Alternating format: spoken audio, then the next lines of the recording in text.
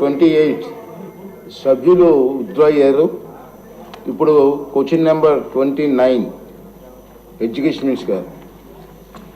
అధ్యక్ష, మొదటి ప్రశ్నకు సమాధానం లేదండి. రెండో ప్రశ్నకు సమాధానం, ఈ ప్రశ్న ఉత్పన్నం కాదు. అంతా శ్రీనివాసరావు గారు.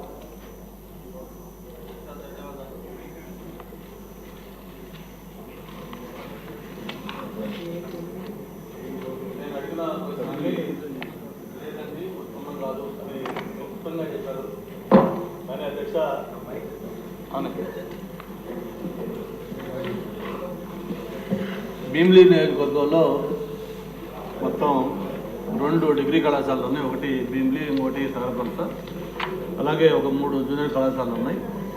అయితే ఈ 3 జూనియర్ కళాశాలలు కానీ 2 డిగ్రీ కళాశాలలో కూడా అన్ని సమస్యలు.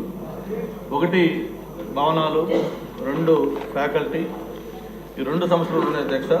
అందుకే నేను విద్యాశాఖ గారు ఒకటే కోరుతా ఉన్నాను, ఒకసారి అధికారులతో మాట్లాడి ఏ కళాశాలకి ల్యాండ్ ఇష్యూ ఉంది, ఏ కాలేజీకి ఫ్యాకల్టీ ప్రాబ్లం ఉంది అని కూడా ఒకసారి స్టడీ చేయమని చెప్పి కోరుతా ఉన్నాను.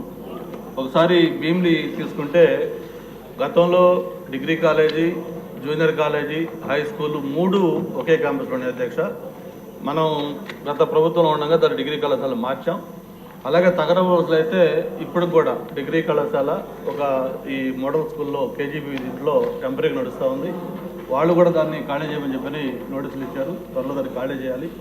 అలాగే జూనియర్ కళాశాల చూస్తే ఒక హై స్కూల్లో జూనియర్ కళాశాల నడుస్తుంది అధ్యక్ష. అది కూడా అడ్జస్ట్ చేయాలంటే మొత్తం ఇట్లన్నిటికీ ఒకసారి స్టడీ చేసి ఈ ల్యాండ్ ఇష్యూలు అడ్జస్ట్ చేస్తే దానికి సరిపోతుంది. దాంతోపాటు ఫ్యాకల్టీ కూడా 2 పెట్టమని కోరుతా ఉన్నాను. నేను గౌరవ మంత్రి గారు ఒకటే కోరేది, ఏదైతే ఆయన ఐటీ మినిస్టర్గా ఈరోజు టీసీఎస్ లాంటి ఆర్గనైజేషన్లో వైజాగ్ వచ్చాయో, మంచి విజిబిలిటీ వచ్చిందో, ఎడ్యుకేషన్ సంబంధించి కూడా ఒక్కసారి దీని మీద డీటెయిల్డ్గా రివ్యూ చేసి ఫ్యాకల్టీ దగ్గర ఎక్కడ ఉంటుంది, అలాగే ఎక్కడెక్కడ బిల్డింగ్స్ లేవు, ఎక్కడ ల్యాండ్ ఇష్యూస్ ఈ 3 కూడా అడ్రస్ చేస్తే వీటన్నిటికీ సొల్యూషన్ తెలియజేసుకుంటూ, గతంలో ఎన్టీ రామారావు గారు ముఖ్యమంత్రిగా ఉండగా ఆయన ఆలోచనలు చేసిన ఈ రెసిడెన్షియల్ పాఠశాలలు, జ్యోతిరావు పూలే పాఠశాలలు సింహాచలంలో ఉంటుంది అధ్యక్ష. దానికి సంబంధించి కూడా గతంలో మన ప్రభుత్వం ఉండగా ఒక 60 కోట్లు శాంక్షన్ చేసి బిల్డింగ్స్ ఇస్తే అవి ఇన్కంప్లీటెడ్గా ఉన్నాయి. దానికి కొద్దిగా ఒక 10% బ్యాలెన్స్ ఉంది. దాన్ని కూడా మనం తెచ్చుకుంటే దాన్ని కంప్లీట్ చేసుకోవచ్చు అని చెప్పని గౌరవ మంత్రి గారిని రిక్వెస్ట్ చేస్తున్నాం.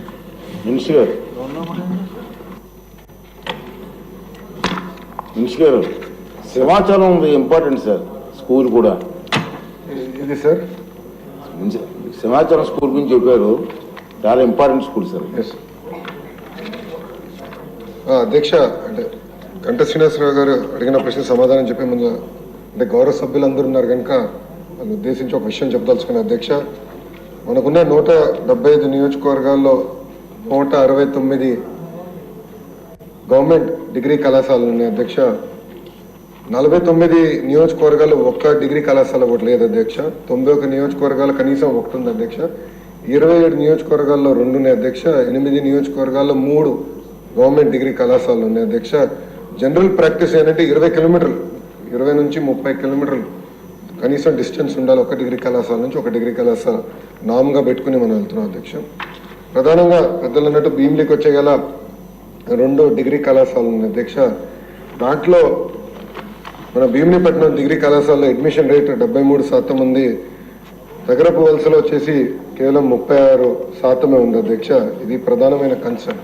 నేను ఎందుకు చెప్తున్నానంటే అధ్యక్ష, ఇక్కడనే కాదు ఆంధ్ర రాష్ట్ర వ్యాప్తంగా కూడా చూస్తే డిగ్రీ కళాశాలలో అడ్మిషన్స్ రేట్ యావరేజ్గా 50% కూడా దాటట్లేదు. అదే ఐటీఐలకు వచ్చే గల పెద్ద ఎత్తున ఒక డిమాండ్ అనేది ఉంటుంది, కానీ డిగ్రీకి వచ్చే గల డిమాండ్ అనేది లేకుండా పోయింది. దానికి మీరు అన్నట్టు భవనాలు లేకపోతాం ఒక కారణం, ఇంకో కారణం ఫ్యాకల్టీ లేకపోతాం, మూడోది 2 ఉంటే క్వాలిటీ ఆఫ్ మీడియం కరెక్ట్గా లేకపోతాం. ఇక్కడ ఎవరైతే చదువుకుంటున్నారో వాళ్ళ తర్వాత ఉద్యోగాలు ఉపాధికి వెళ్ళినప్పుడు సరిగా రికగ్నైజ్ కాకపోవడం వల్ల కొంత ఇబ్బందులు అనేది ఎదుర్కొంటం జరుగుతుంది. సో ఇది ఎట్లా ఇండస్ట్రీ ఫోకస్డ్గా, ఇండస్ట్రీ సెంట్రిక్గా ఎలా చేయాలనే లక్ష్యంగా మన ప్రభుత్వం పనిచేస్తుందని గౌరవ సభ్యులకు తెలుపుతున్న అధ్యక్ష. గవర్నమెంట్ జూనియర్ కళాశాలకు వచ్చే గల మధురవాడలో ఆల్రెడీ ఒక కళ ఉంది అధ్యక్ష. కళాశాల ఫస్ట్ ఇయర్ 128 మంది విద్యార్థులు ఉన్నారు, సెకండ్ ఇయర్ 84 రెండు కలిపితే 212 మంది విద్యార్థులు ఉన్నారు అధ్యక్ష. ఇంకోటి వచ్చేది పద్మనాభం దగ్గర హై స్కూల్ ప్లస్ అధ్యక్ష, స్ట్రెంత్ 34 ఉంది అధ్యక్ష. దాన్ని కూడా నేను ఎక్స్ప్లెయిన్ చేస్తాను. దగ్గర వలసకొచ్చగల స్ట్రెంత్ అక్కడ లేకపోయినా, జూనియర్ కళాశాల అక్కడ లేకపోయినా భీమునిపట్నం దగ్గర ఉంది కనుక అది 5 కిలోమీటర్ల దూరం కనుక అక్కడ 709 మంది విద్యార్థులు ఉన్నారు. General first year 167, general second year 139, vocational first year 208, vocational second year 175 మంది ఉన్నారు అధ్యక్ష.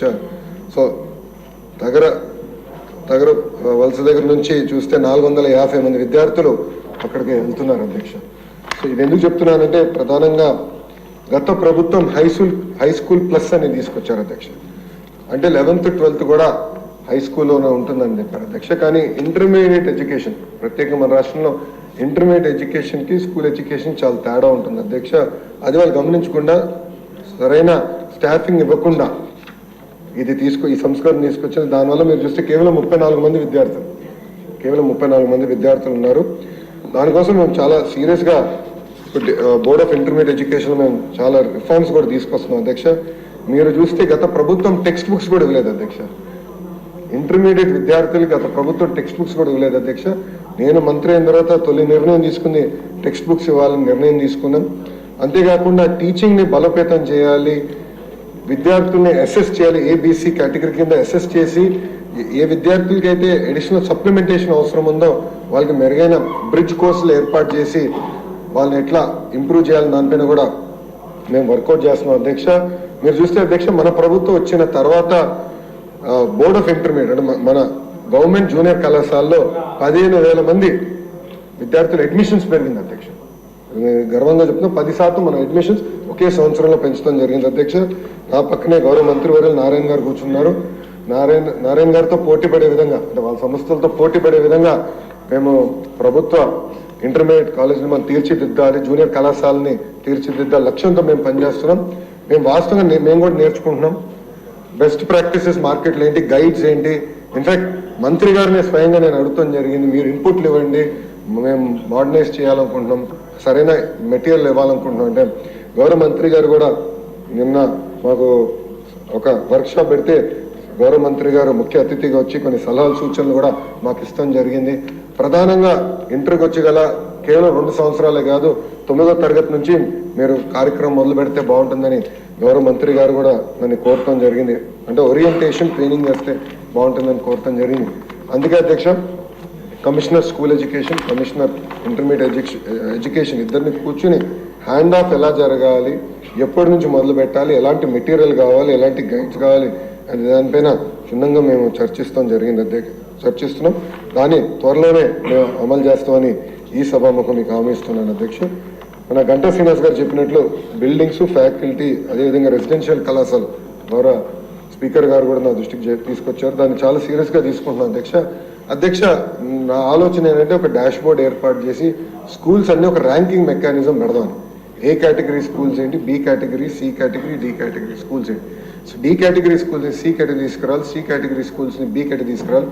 ఇన్ఫ్రాస్ట్రక్చర్ ఒక భాగం అవుతే ఉపాధ్యాయులు అంటే ఎంతమంది ఉపాధ్యాయులు ఉన్నారు అది 2 భాగం, 3 భాగం అవుట్కమ్ ఏంటి అంటే ఫండమెంటల్ లెర్నింగ్ అవుట్కమ్స్ ఎంతవరకు ఉన్నాయి, పిల్లలు ఎంతవరకు పర్ఫామ్ చేయగలుగుతున్నారు, దానిపైన కూడా క్షుణ్ణంగా మేము అది టెస్ట్ కూడా ఏర్పాటు చేసి అది ట్రాన్స్పరెంట్గా అటు పక్కన ఉపాధ్యాయులకి, ఇంకో పక్కన విద్యార్థులు తల్లిదండ్రులు కూడా తెలియజేయాలని లక్ష్యంతో మేము పనిచేస్తున్నాం అధ్యక్ష.